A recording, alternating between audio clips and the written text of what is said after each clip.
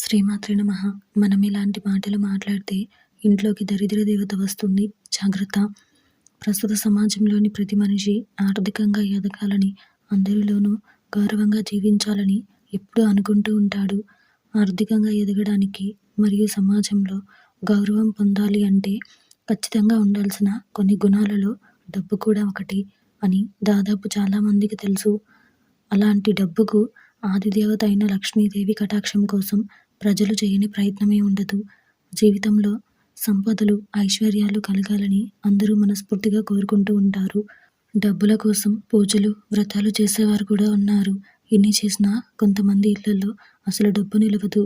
దీనికి కారణం కుటుంబంలోని కుటుంబ సభ్యులు పదే పదే కొన్ని రకాల వాదాలను మాట్లాడుతూ ఉంటారు. ఇలా చేయడం వల్ల ఇంట్లోకి దరిద్ర దేవత వస్తుందని పండితులు చెప్తున్నారు. కాబట్టి ఎలాంటి పదాలు వాడటం వల్ల లక్ష్మీదేవి మన ఇంట్లో నుంచి వెళ్ళిపోతుందో ఇప్పుడు తెలుసుకుందాం.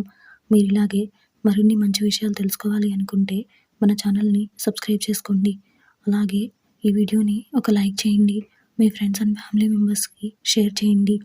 ఇంకా విషయంలోకి వెళ్తే కొంతమంది పదే పదే డబ్బు కోసం తప్పుడు మార్గాలను ఎంచుకుంటూ ఉంటారు. ఇది అసలైన పెద్ద తప్పు అని నిపుణులు చెప్తున్నారు. కుటుంబంలో కొంతమంది ఎప్పుడు నా దగ్గర తగినంత డబ్బు లేదు అని అంటూ ఉంటారు. ఇలాంటి మాటలు అస్సలు మాట్లాడకూడదు. దీంతో దరిద్ర దేవత ఇంట్లోకి వస్తుంది.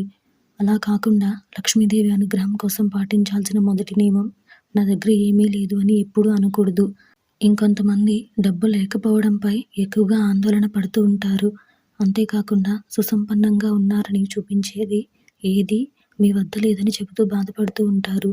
దీనికి బదులుగా నేను బాగానే ఉన్నాను, నాకు డబ్బు సులభంగా వస్తుంది, నేను అదృష్టవంతుడిని అని అనుకుంటూ ఉండాలి.